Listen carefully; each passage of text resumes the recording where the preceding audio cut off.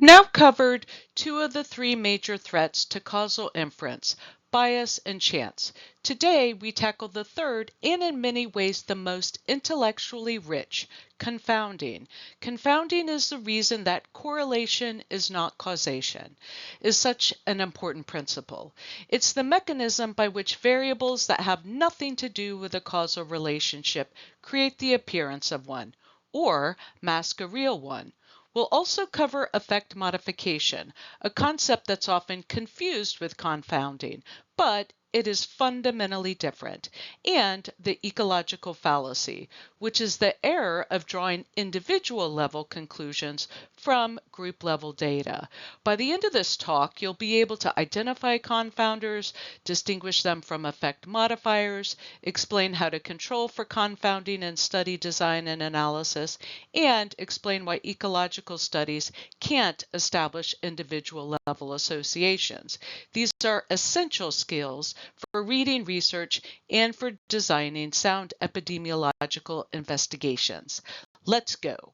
Confounding occurs when a third variable, the confounder, creates a spurious association between an exposure and an outcome, or distorts a true association. To qualify as a confounder, a variable must meet three criteria simultaneously. First, it must be associated with the exposure. Second, it must be independently associated with the outcome, not because the exposure causes it, but through its own pathway. Third, it must not be an intermediate step on the causal path between exposure and outcome, because if it is, adjusting for it would block a true causal mechanism. The shoe size and reading ability example is a classic illustration. Shoe size and reading ability are associated in children. A child with larger feet tends to read better. Does shoe size cause reading ability? Obviously not. Age is the confounder. Older children have bigger feet because they've grown more, and older children read better because they've been in school longer. Age creates a backdoor association between shoe size and reading ability that has nothing to do with a causal relationship between the two. Confounding can operate in different directions. Positive confounding creates or inflates an apparent association, makes something look more dangerous than it is. Negative confounding attenuates or hides a true association, makes something look less dangerous than it is. And in extreme cases, qualitative confounding can even reverse the apparent direction of an association, making a truly harmful exposure appear protective or vice versa. The causal diagram, called a DAG for directed acyclic graph, is a powerful visual tool for identifying confounding. The confounder creates a backdoor path between exposure and outcome, an alternative route that creates association without causation. Blocking that backdoor path through study design or analysis is what confounding control is all about. Let me give you a veterinary flavored example that illustrates confounding clearly. Suppose a survey finds that dogs in households where owners drink coffee daily live 1.8 years longer than dogs in non-coffee drinking households. The p-value is significant. Should we start recommending that dog owners drink more coffee? Of course not. And the reason is confounding. Coffee consumption is a proxy for socioeconomic status. People with higher incomes tend to buy specialty coffee, visit coffee shops, and drink more coffee as a lifestyle marker. Those same people also tend to provide better veterinary care for their pets, regular checkups, better nutrition, safer living environments, more financial capacity to treat illness. It's socioeconomic status, not coffee, that causes dogs to live longer. Check the criteria. Is SES associated with the exposure, coffee consumption? Yes. Is SES independently associated with the outcome, dog longevity? Yes. Is SES caused by coffee consumption, or is it an intermediate step in a causal pathway from coffee to longevity? No. it's a common cause of both. SES qualifies as a confounder. When you adjust for SES in the analysis, holding SES constant and looking at the coffee longevity relationship within groups of similar SES, the association disappears. The apparent relationship between coffee and dog longevity was entirely an artifact of confounding. This example also illustrates why confounding is so insidious. The association between coffee and longevity is real and statistically significant. If you didn't think about confounding, you'd publish it as a finding and look foolish when it didn't replicate after SES adjustment. Confounding doesn't announce itself. You have to go looking for it. There are four main strategies for controlling confounding, and they divide neatly into design stage and analysis stage approaches. Randomization is the gold standard, and it's the reason randomized controlled trials sit at the top of the evidence hierarchy.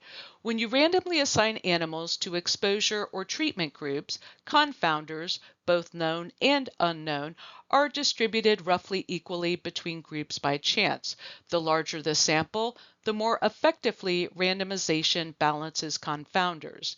The critical limitation: randomization is only possible in experimental studies. You can't randomize animals to smoke cigarettes or to be born in a certain breed. Observational studies can't use this approach. Restriction is simple and effective. Limit your study to animals that don't have the confounder. Studying only intact female dogs of one breed eliminates sex and breed as confounders. The cost is generalizability. Your findings only apply to that restricted population. Matching selects controls to match cases on known confounders. Age-matched, breed-matched, controlled in a case control study, for example. Matching is effective for the variables you match on, but it requires a matched analysis, conditional logistic regression rather than standard logistic regression, and it can't control for confounders you didn't match on. Multivariable analysis, including the confounder as a covariate in regression, is the most flexible approach and is the primary tool in observational study analysis. It can simultaneously control for multiple confounders. The critical limitation: it can only control for confounders that were measured. Residual confounding from variables you didn't measure or measured imprecisely is always a possibility in observational studies and should be acknowledged in any honest discussion of study limitations. Effect modification is one of the most important and most commonly misunderstood concepts in epidemiology, and it's frequently confused with confounding. Let me be very clear about the distinction. Confounding is a nuisance, a bias to be removed. When you identify and adjust for a confounder, you're getting closer to the truth about the exposure-outcome relationship. Effect modification is a finding, a biological reality to be characterized and reported. When you identify an effect modifier, you're discovering that the world is more complex than a single average effect size suggests. The exposure has different effects in different subgroups, and that's scientifically and clinically important. In our NSAID example, NSAIDs increase the risk of GI adverse events in both Labrador retrievers and German Shepherd dogs. But the magnitude of that increase is very different. RR of 2.1 in labs, RR of 5.8 in German Shepherds. Breed is an effect modifier. This is not confounding. Adjusting for breed wouldn't give you the true NSAID GI effect. It would obscure the biologically meaningful difference between breeds. The clinical implication is real. If you're prescribing NSAIDs to a German Shepherd, you should be more aggressive about GI protection, perhaps co-prescribing a proton pump inhibitor or using a more GI selective NSAID than you would for a Labrador. The overall average effect of NSAIDs on GI risk is less informative than the breed-specific effect. How do you detect effect modification? by stratifying your analysis, running it separately in each subgroup defined by the potential modifier, and checking whether the association measure is meaningfully different across strata. If it is, you have effect modification. If the association is similar across strata, but all strata differ from the unadjusted result, you have confounding. If there's neither meaningful stratification difference nor meaningful change after adjustment, the variable is neither a confounder nor an effect modifier. Let me put the two concepts side by side so the distinction is unmistakable. Confounding is a bias. It distorts the true association. The remedy is adjustment. Control for the confounder and your estimate moves toward the truth.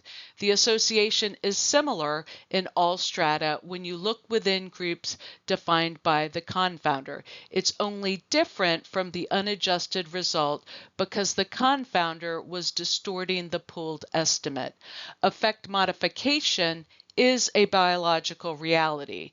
The remedy is description.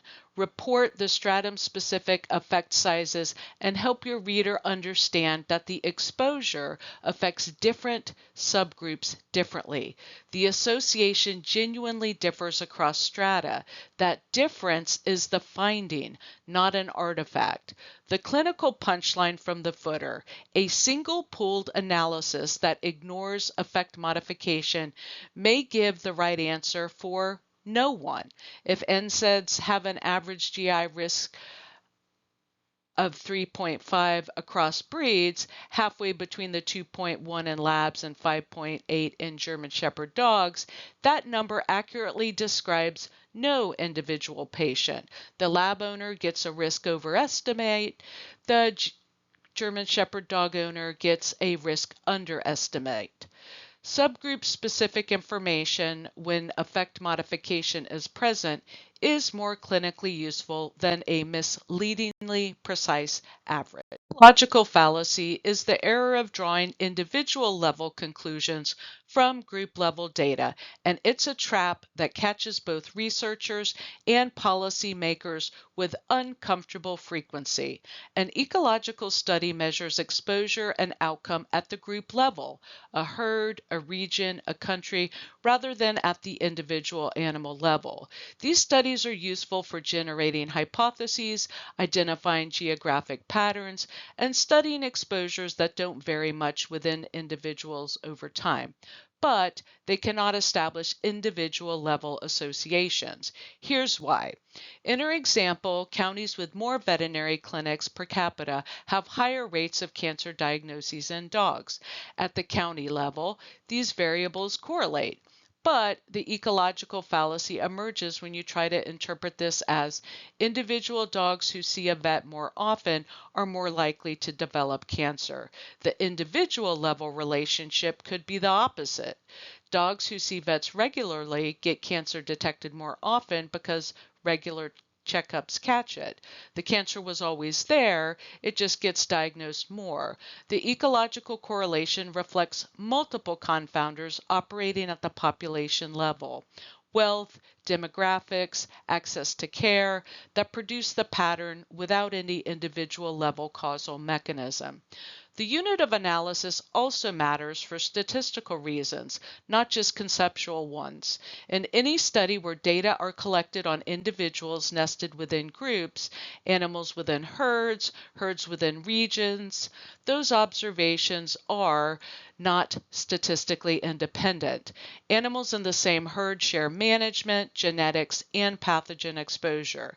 If you treat them as independent observations and run a standard regression, you underestimate variability and overstate precision, producing falsely narrow confidence intervals and inflated type 1 error rates. Mixed models and generalized estimating equations mentioned in Talk 3.4 are the appropriate tools for hierarchical or clustered data. Ignoring clustering is a form of unit of analysis error that's surprisingly common in veterinary literature. Summary: a confounder meets three criteria: associated with exposure, independently associated with outcome, not on the causal pathway. Control it through randomization, restriction, matching, or multivariable adjustment, and acknowledge that residual confounding from unmeasured variables is always possible in observational studies. Effect modification is a real biological phenomenon. The effect genuinely differs across subgroups and should be described rather than adjusted away. The key phrase to remember: confounders distort, effect modifiers inform. The ecological fallacy is the error of applying group-level findings to individuals. Ecological studies generate hypotheses but can't establish individual level causation. And clustered data requires analytical methods that account for the non-independence of observations within groups. That completes Unit 4. In Unit 5, we turn to study design and evidence appraisal, how we generate knowledge, how we judge its quality, and how we apply it to clinical decisions.